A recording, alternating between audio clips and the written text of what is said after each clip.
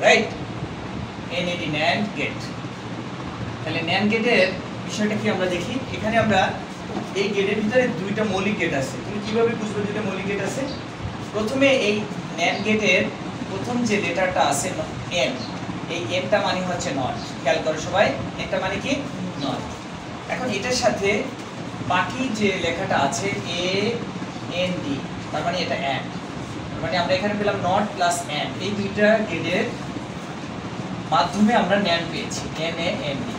এখন আমার কোশ্চেন হচ্ছে এই দুইটা মৌলিক গেট, এই দুইটা মৌলিক গেটের মধ্যে সবচেয়ে গুরুত্বপূর্ণ গেট হচ্ছে কি NAND গেট। কারণ এর দুইটি ইনপুট আছে, একটা আউটপুট আছে। দুই বা দুইয়ের অধিক ইনপুট থাকে কোন গেটের? AND গেটের। কিন্তু নট গেটের তো একটা ইনপুট একটা আউটপুট থাকে। তাহলে আমি AND গেটটা আগে লিখি, দিস ইজ AND, এর সাথে প্লাস দিব নট, এটা মিলে আমরা পাচ্ছি NAND। খেয়াল করে সবাই, তাহলে আমাদের এই দুই ইনপুট বিশিষ্ট যদি আমি একটা AND গেট আঁকি, দিস ইজ AND, তাহলে ওর ইনপুট হচ্ছে A আর B। সে দুইটা ইনপুট গ্রহণ করলো, দুইটা ইনপুট নিয়েছে, আর আউটপুট প্রদান করবে সে একটা, তার মানে A আর B। তাহলে এটার যৌক্তিক কি গুণ হয়েছে, রাইট? এর সাথে তুমি নট দেবা, নট মানে কি এই এটা কি বলা হয় নট। তার মানে আমি যদি AND গেটের আউটপুটের সাথে নট গেট সংযুক্ত করি, সংযুক্ত মানে কি যে প্লাস করেছি, তখন তুমি যে গেটটা পাবা এই গেটটির নাম হচ্ছে AND গেট। তাহলে ওর ইনপুট হচ্ছে A আর B, সে গ্রহণ করলো, আর এর আউটপুট হবে AB হোল নট। ঠিক আছে, তাহলে আমরা এই গেটটার নাম পেয়েছি AND গেট, যার দুইটা ইনপুট সে গ্রহণ করলো, একটা আউটপুট সে প্রদান করেছে, আর এর সাথে আমরা পেয়েছি কি নট। ঠিক আছে, আর ফাইনালি আমরা এটা পেয়েছি কি NAND। কয়টা ইনপুট বিশিষ্ট পেয়েছি? দুইটা ইনপুট A আর B। তাহলে এর এই এখন তুমি যদি সংজ্ঞা লিখতে চাও যে NAND গেট কাকে বলে, তাহলে NAND গেট হলো AND গেট এবং নট গেটের সমন্বয়ে তৈরিকৃত গেট। এখন AND গেটের আউটপুটের সাথে নট গেট সংযুক্ত করলে NAND গেট পাওয়া যায়। NAND গেট হচ্ছে AND গেটের সম্পূর্ণ বিপরীত কাজ করে। NAND গেট হচ্ছে কি AND গেটের সম্পূর্ণ বিপরীত হিসেবে কাজ করে। এখন এই NAND গেট যদি তিনটে ইনপুট হয়, ধরো A B C, এই প্রথম লিখলাম AND গেট, তাহলে এর আউটপুট হবে ABC। খেয়াল করো, এদিকে তাকাও, লুক। ঠিক আছে, এর সাথে আবার দাও নট, নট মানে কি গেট। ঠিক আছে, এইটার সমান যে তোমার গেটটা তুমি পাবে সেটা হচ্ছে NAND গেট ABC। তার মানে Q সমান হলো ABC হোল নট, তার মানে ABC। স্যার, আর এখানে একটা নট দিয়ে দিলাম, তাহলে এটা কি তিন ইনপুট বিশিষ্ট একটা NAND গেট হয়ে গেল। সবাই কি বুঝতে পেরেছো? এখন আমরা NAND গেট সম্পর্কে বিস্তারিত জানলাম। এটাকে কেন সার্বজনীন গেট বলা হয়? কারণ হচ্ছে এই NAND গেটের মাধ্যমে দুটি মৌলিক গেটকে বাস্তবায়ন করা যায়, একটা হচ্ছে নট গেট আর একটা হচ্ছে AND গেট। এখন আমরা এই NAND গেট দিয়ে যে কোনো বুলিয়ান সমীকরণকে কিভাবে বাস্তবায়ন করা যায় সেই সম্পর্কে আমরা এখন তোমাদেরকে বিস্তারিত বলবো। ঠিক আছে, ওকে। এবার দেখো, সবাই কি লিখছো এটা? না স্যার। ওকে, স্ক্রিনে করো একই রকমের দুটো যদি ইনপুট হয়, সাপোজ A আর A, দুটো কি একই রকমের, অর্থাৎ এটাকে বলা হয় অভিন্ন, রাইট? তাহলে ওর আউটপুট হবে কি A আর A। এখন এর সাথে একটা নট দিলাম, তাহলে এটা NAND হয়ে গেল। এই দুইটা ইনপুট কি একই রকমের না? এখন এই দুইটা ইনপুটকে যদি তুমি বুলিয়ান যে উপপাদ্য আছে, মৌলিক উপপাদ্য, সেই ক্ষেত্রে কি আমরা এটাকে এভাবে লিখতে পারি A and AND মানে A। তাহলে এটা কি NAND গেট থেকে পেয়েছি না? তাহলে আমরা এটাকে এভাবে লিখতে পারি, আর এটাকে ইরেজ করে দিলাম। তার মানে কোনো অঙ্কের মধ্যে যদি এরকম একটা চলকের উপরে নট সাইন থাকে, তখন তুমি এটাকে NAND গেট তৈরি করতে হলে এই গেটটা ব্যবহার করতে হবে। বুঝতে পেরেছি? সাপোজ যদি B এর উপরে নট থাকে, তাহলে তুমি এটা এভাবে একে এরকম এর দিবা, দিস ইজ B। এটা কি এখানে আর একটা ইনপুট আছে, আর একটা কি একই রকমের ইনপুট আছে। যদি ধরো C নট থাকে, তাহলে কি করবা? সবাই একটু লিখে নাও এগুলো। এই C এর উপর C থাকলো, এটা নট দিবা, তাহলে দিস ইজ C নট। বুঝতে পেরেছি? অর্থাৎ এখানে আরো একটি ইনপুট আছে, সেটা কি একই রকমের। একই রকম বলতে কি এখানেও দুইটা C আছে, তাহলে দুইটা C তো আমার লেখার প্রয়োজন নেই, আমি একটা C দিয়ে উপরে নট দিলে তো এটা NAND গেট হয়ে গেল। যদি মৌলিক গেট বলতে তাহলে কিন্তু তুমি এটাই আঁকতে, কিন্তু আমাকে বলছে NAND গেট আঁকার জন্য। ধরো এটা C থাকলে এটা C নট হবে। NAND গেটের ক্ষেত্রে এভাবে লিখতে হবে, সরি মানে নট গেটের ক্ষেত্রে, আর NAND গেট কিন্তু এভাবে আঁকতে হবে। বুঝতে পেরেছি? সবাই খেয়াল করো। এখন আমরা এই লজিক ফাংশনকে কিভাবে NAND গেট দ্বারা বাস্তবায়ন করা যায়, বা বুলিয়ান সমীকরণকে কিভাবে তুমি ন্যান্ড গেট দ্বারা বাস্তবায়ন করো সেটা আমি এখন শিখাবো, রাইট? আর গেটের নাম সবসময় ক্যাপিটাল লেটারে লিখবা। এই যে ন্যান্ড লিখলে এভাবে লিখতে হবে, দিস ইজ ন্যান্ড। নট লিখলে দিস ইজ নট লিখতে হবে। কিন্তু তুমি যদি এভাবে লেখো N O T not, O R or, তারপর এ এন ডি অ্যান্ড, এগুলো লিখলে কিন্তু হবে না, কাটা যাবে। বুঝতে পেরেছি সবাই? এভাবে গেটের নাম লেখা যাবে না। You have to write in the capital letter. প্রত্যেকটা লেটারগুলো বড় হাতের অক্ষরে লিখতে হবে, ঠিক আছে? এবার আসো আমরা কিভাবে একটা ফাংশনকে আমরা ন্যান্ড গেটের মাধ্যমে বাস্তবায়ন করতে পারি, বুলিয়ান সমীকরণকে বা বুলিয়ান ফাংশন। তাহলে আমরা কিভাবে করব? দেখো, সাপোজ y সমান a প্লাস bc, ধরো এটাই লিখলাম। এখন তুমি এটাকে কিভাবে ন্যান্ড গেট দ্বারা করবা?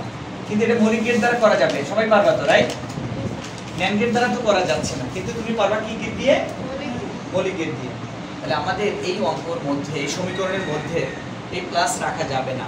প্লাসটাকে যদি ওমিট করতে হয়, তাহলে মানে তুলে দিতে হয়, তখন তোমাকে অ্যাট ফার্স্ট এই ফুল যে সমীকরণটা আছে এর উপরে ডাবল নট দিতে হবে, ডাবল ইনভার্টার সাইন দিতে হবে। কারণটা কি? কারণ বুলিয়ান উপপাদ্য থেকে আমরা জানি এর উপর ডাবল নট মানে হয় এ হচ্ছে, এর উপর ডাবল নট মানে কি লেখা যায়? তাহলে আমি কি এটা পরিবর্তে এটা লিখতে পারি? আমাদের কাজের সুবিধার্থে আমাদের এই কাজটা করতে হবে। কিন্তু তুমি যদি এখানে একটা নট কখনো ব্যবহার করা যাবে না, নিতে হবে কয়টা? দুইটা। যখনই দুইটা ফাংশনকে বা দুইটা কি বলে টার্মকে যদি প্লাস আকারে থাকে, তখন সবসময় তোমাকে দুইটা ডাবল নট সাইন দিতে হবে, ঠিক আছে? এরপরে এই দুইটা থেকে প্রথমটা ঠিক রাখবা, প্রথমটা চেঞ্জ করবা না, পরিবর্তন করা যাবে না। পরেরটা তুমি ডি মর্গানের সূত্র অনুসারে লিখবা। তার মানে কি এ নট এই প্লাস আছে ইনটু লিখে বি, এটা হোল নট হবে। এতটুকু বুঝছো? এটা ডি মর্গানের সূত্র থেকে লেখা যায়। তাহলে আমরা এখানে লিখে দেই এ প্লাস বি, এর উপরে মানে কমপ্লিমেন্ট দিলাম বা নট সাইন দিলাম, তখন তুমি পাবা A complement into B complement, অথবা A not into B not. বুঝতে পেরেছি? এখন দেখো এই সবগুলোই কিন্তু ন্যান্ড হয়ে গেল। ন্যান্ডটা কেন হইলো? কারণ এর উপরে নট সাইন আছে, বিসির উপর নট সাইন আছে, আবার এই হোল নট আছে। এখন এই নটের বাইরে তো কোনো কিছু নেই, আছে? এখন আমি এই ফাংশনটা যেটা সরলীকৃত করলাম বা সিম্পলিফাই করছি, করার পরে যে রেজাল্টটা পেয়েছি, এটা দিয়ে আমি যখন লজিক মানে বর্তনী অঙ্কন করব বা ইলেকট্রনিক সার্কিট অঙ্কন করব, তখন সবগুলো লজিক গেট হবে ন্যান্ড, অন্য কোনো গেটের মধ্যে ঢুকতে পারবে না। তাহলে কিভাবে হলো? দেখো, এ বি সি কয়টা তার আছে? তিনটা। এ বি সি, দেখো এই যে লিখলাম। এখন এর উপর নট আছে, তাহলে এ নটটা এখানে যাবে, এই যে গেল এ, এটা এ। তোমাদের একটু আগে আমি বলছিলাম যদি এক চলক বিশিষ্ট ন্যান্ড হয়, তখন তোমাকে এভাবে অর্থ হবে দিস ইজ ন্যান্ড। এখন এইটা তো কারোর সাথে মিলে না, রাইট? কিন্তু এ আর এ, এটা একটা প্যাকেট হলো না, একটা প্যাকেট সেন্টারে বি আর সি, হোল নট। তাহলে বি থেকে একটা যাবে, সি থেকে একটা যাবে, গেল। এখন এই দুইটার মাঝখানে একটা ইনটু আছে, তাহলে এটা হবে অ্যান্ড গেট, গেল। কিন্তু নট সাইন আছে না, এই জন্য নট দিবা, দিস ইজ বি, এটা হলো। এখন এটা আর এটার মাঝখানে কি সাইন আছে? Into sign. তাহলে ইনটু হলে কোন গেট হয়? AND gate. তাহলে প্রথমে আমি অ্যান্ড গেট লিখলাম তোমাদের কথা মতো, কিন্তু এখানে একটা হোল নট আছে না, এই জন্য নট দিতে হবে। তাহলে আমরা কি পেলাম? A not into B C not এর হোল নট। তাহলে সবগুলো লজিক গেট হলো কি ন্যান্ড গেট। তাহলে এভাবেই আমাদের একটা বুলিয়ান ফাংশনকে বা বুলিয়ান সমীকরণকে ন্যান্ড গেটের মাধ্যমে আমরা বাস্তবায়ন করতে পারি। ওকে, সবাই বুঝতে পেরেছো তো? ঠিক আছে, এটা এভাবে থাকে। এবার পরে দেখো, সেটা হচ্ছে y = a not plus b not into a plus b। এখন আমি এই সমীকরণটিকে ন্যান্ড গেট দ্বারা বাস্তবায়ন করব। দেখো তোমরা কেউ করতে পারো না। বিষয়টা হচ্ছে প্রথমে যে কাজটি করতে হবে, a not into b not এর উপরে ডাবল কমপ্লিমেন্ট দিতে হবে, দিলাম। এবারে লেখো আমরা কি করব, a প্লাস b, এটাও তো প্লাস আছে, তাহলে এর উপরে ডাবল কমপ্লিমেন্ট দাও বা ডাবল নট সাইন দাও, তাই না? এখন আমরা যে কাজটি করব, সবাই খেয়াল করো, এই যে প্রথম কমপ্লিমেন্ট সাইনটাকে তুমি অপরিবর্তন রাখবা, পরিবর্তন করা যাবে না। পরেরটা কি করছি? তাহলে a double complement b double complement, অর্থাৎ a double not into b double not into, প্রথমটা ঠিক রাখো, a নট প্লাসটাকে b নট করো। খেয়াল করো সবাই, এতটুকু ঠিক আছে? সবাই কি বুঝছো এতটুকু? ওকে। তারপরে দেখো এখানে a আর b থাকে, কারণ এই দুটো অটোমেটিকলি চলে যায়, a double not b double not, তাহলে এটা ন্যান্ড হয়ে গেল, ঠিক বুঝছি? এখন এটাও ন্যান্ড হয়েছে, এটা কি ন্যান্ড হলো না বলো? কিন্তু মাঝখানে একটা ইনটু দিয়ে এটা তো অ্যান্ড হয়ে যাচ্ছে। তাহলে তুমি তো তোমার ন্যান্ড বানাইতে হলে আবার দুটো কমপ্লিমেন্ট সাইন নাও, নেওয়ার পরে এটাকে আর পরিবর্তন করার প্রয়োজন নেই। কারণ এটাকে যদি আবার ডি মর্গানের সূত্রে নাও, তাহলে তো এটা আবার প্লাস হয়ে যাবে। প্লাস হয়ে গেলে তো অঙ্কটা হবে না। তাহলে আমি এখন লজিক বর্তনী অঙ্কন করে দিচ্ছি। এ আর বি দুইটা ইনপুট আমি নিচ্ছি। তাহলে আমি এ থেকে একটা লাইন নিব, this is A, this is B. তাহলে এই দুইটার সাথে আমি একটা গেট দিলাম, এই গেটটার নাম হলো NAND গেট। ওকে, ঠিক আছে। পরে যাবে এ থেকে একটা NAND বানাও, দিস ইজ NAND। পরে একটা যাবে এখান থেকে, দিস ইজ NAND। এই যে দেখো, এখন এই দুইটা NAND এর মাঝখানে আরেকটা NAND আছে না বলো? এই যে দেখো আরেকটা NAND এখানে আছে, দিস ইজ NAND এঁকেছি। এখন কোশ্চেন হচ্ছে এটা আর এটা এই দুইটার মাঝখানে আবার ইনটু আছে, ইনটু থাকলে আবার AND গেট হলো, AND গেট হলো। কিন্তু এইখানে প্রথম নট সাইনের জন্য একটা NAND হবে, পরে আরেকটা নট সাইন বাকি থাকে না, এই জন্য আরেকটা NAND তৈরি করে দিব, দিস ইজ NAND। তাহলে আউটপুট মান হয়ে গেল এটা।